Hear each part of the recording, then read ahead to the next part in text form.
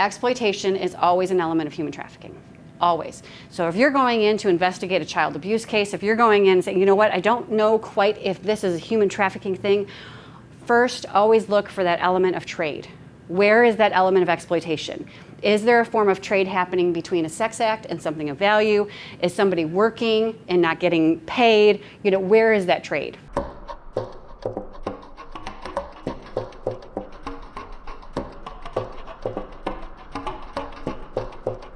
Trafficking, prostitution, it doesn't look like what you would think it would look like.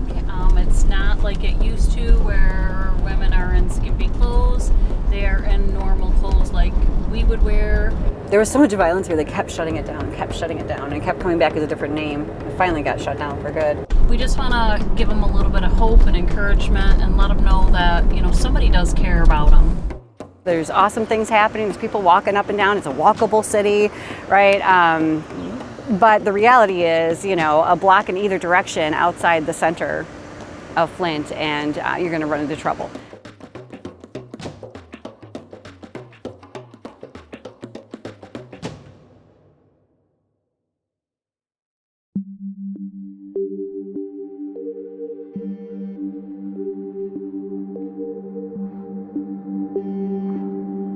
We were originally, we started out just doing awareness meetings. So we were holding monthly meetings, trying to help educate our communities on what human trafficking really looked like. And so that wasn't enough. I wanted to do more. So we started actually hotel outreach where we were going to like 15 different motels here in the Flint area.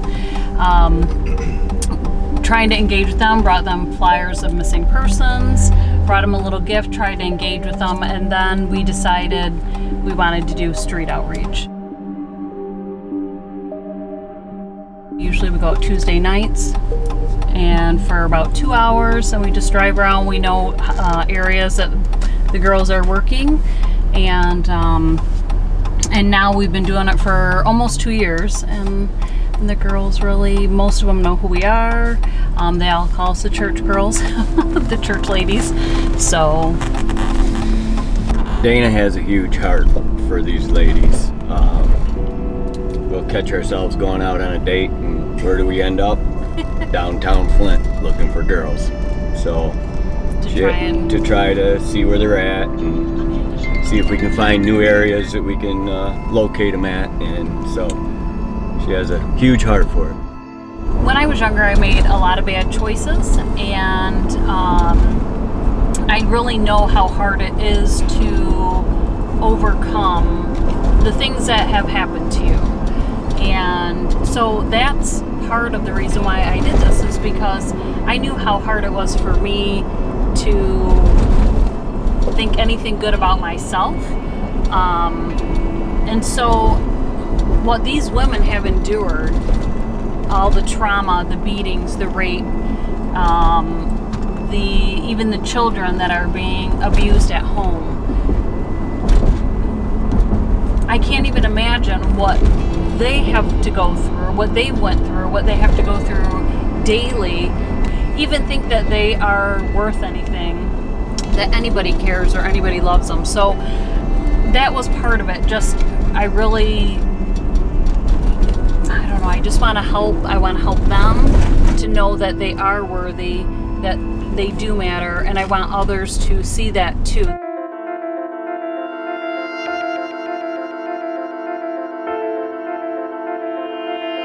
We want them to know that there are people that love them, that care about them, and we can't judge why they're there. We don't know whether it's prostitution or whether they're being trafficked, whether they're working in a strip club.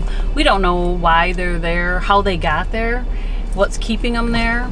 But we really are just trying to show them that there are people that care and that want to help them to see that there's something better out there. Go ahead. I was gonna say, truthfully, I mean, it's it could happen to anybody. A few poor decisions, and the next thing you know, you're hooked on a drug or something, and you got to figure out a way to support it. So every person has value, and they look at their life and think that there's no hope, and if we can give them a little bit of hope and help them transform their life, that's a good day.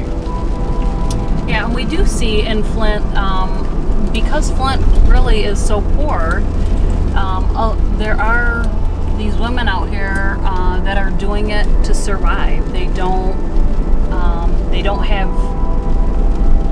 any other way to support themselves, or they just don't think. Maybe they've been doing it for so long that that's the only thing that they know that they can do, or that's the only thing that they think that they can do. So it is very unfortunate, and they have experienced a lot of trauma. So for them to go out and just to get a job, that we think, okay, well, yes, they can go out and get a job, and that's how they can support themselves. But really, they've endured so much trauma that their brain does not fire the same way that ours does, and they literally can't make decisions in the same way that we can. Less than 3% of those who are trafficked here within the United States are actually kidnapped for the purposes of trafficking, although this is what we often see portrayed in the media, because it's a big story when somebody gets kidnapped. About 2,000 people are actually kidnapped every year in the United States. When it comes to human trafficking, the biggest means of the way in is between fraud and coercion, okay? So between those two elements, fraud and coercion, we call them the grooming in or the boyfriending in process.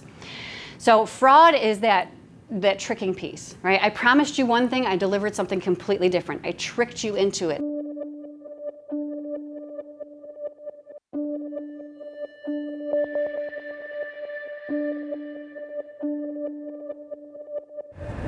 We don't really see much going on right now, but people know. People know. And they'll wait too, because there might be a couple of girls gone right now who might be back in 15 minutes, It hits me personally. I do this because when I first started this, and the whole goal was to open up a home for girls who were like me at 14. I thought, oh my gosh, what would I have needed at 14? The reason why human trafficking hit me so hard was because when I was 13, almost 14, my father was arrested and sent to jail for raping a friend of mine. So I grew up in a home where he was sexually abusing all of the children. By the time I'd gotten into middle school, it was just me and my father. So as far back as my sister and I can kind of recall, he had targeted single women with young kids.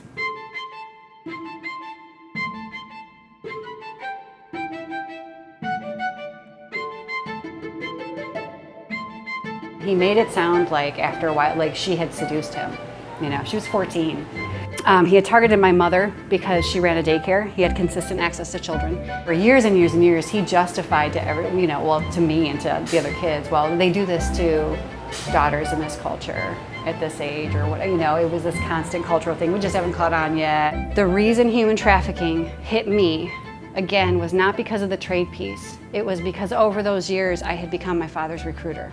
By the time I got into middle school, and it was a constant sort of badgering to bring my friends over, and then the last one had come over, and it was his, sort of MO was to get us drunk. It was a constant, bring your friends over, bring your friends over, bring your friends over, and I would get rewarded for it. I would get pizza, I'd get money, I'd get to go to the mall. Sometimes he was just happy with me that day, and that was enough. He would molest my friend, and usually I was not present for that part, but I knew what was happening. The last time he had done that and he had raped my friend, I saw him carry her, into his room. And the next morning she just confirmed everything, and I thought, oh my gosh, well, I knew I couldn't stay. But in my head I was thinking, man, he would probably go away forever, and that's okay. He can go away forever. I can get out of this.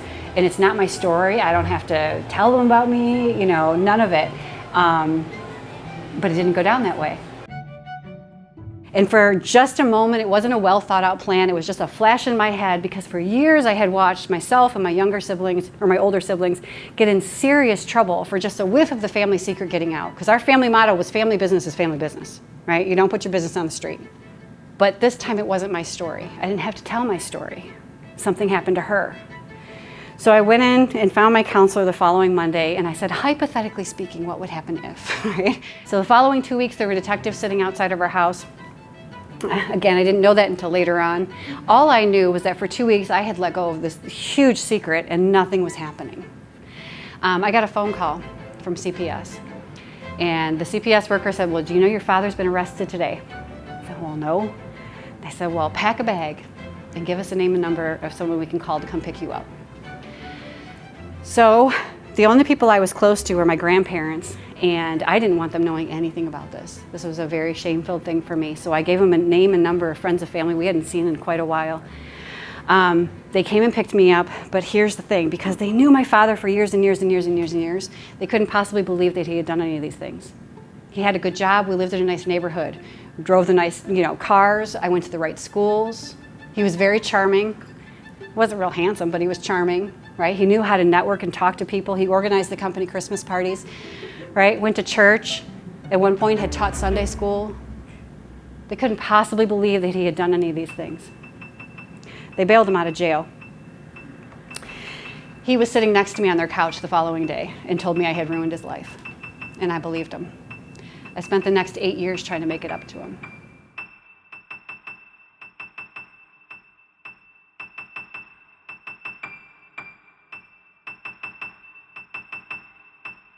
It's a process. I don't know that I'll ever be outside of the mental health arena, just because it's been 30 years of, I married a very abusive man, then right after, or I should say even in the midst of all of that mess. So it's only been 10 years that I've been sort of out of the muck, and I'm like, I've got 30 years to unwind all of that.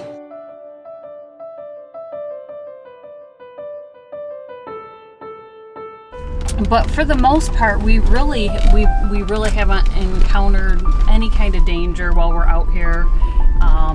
But again, we do have, everybody is very mindful of everything around us. We don't stop if the girls are with guys, with their pimps, with their trafficker. We generally do not stop. We just kind of keep driving by and wait for them to be alone. We just opened in April. We opened, or we call it our Empowerment Center, which is like a day drop-in center. And since everybody there is volunteers, we are open just 2 days a week right now. And when the girls come in there, it's just a safe place for them to come, where they can come and not be judged. They can sit down and be valued. Like, somebody's gonna listen to what they have to say. We're gonna sit down and laugh with them and cry with them and listen to them. We want to find out how we can help them. What are their needs, and we're gonna help meet those needs. The more you get to know them, you're like, that's somebody's daughter, that's somebody's mom.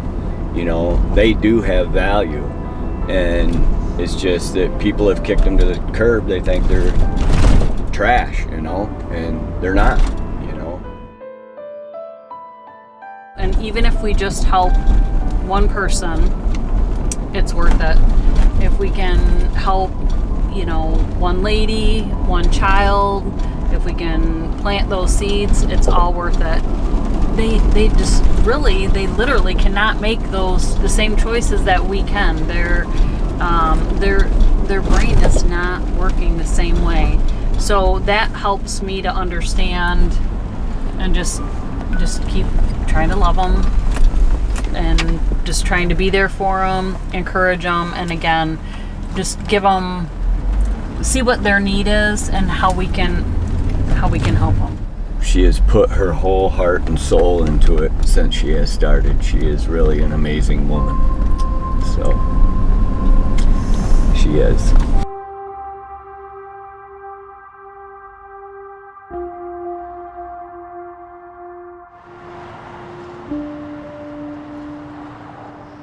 We're constantly learning about this issue.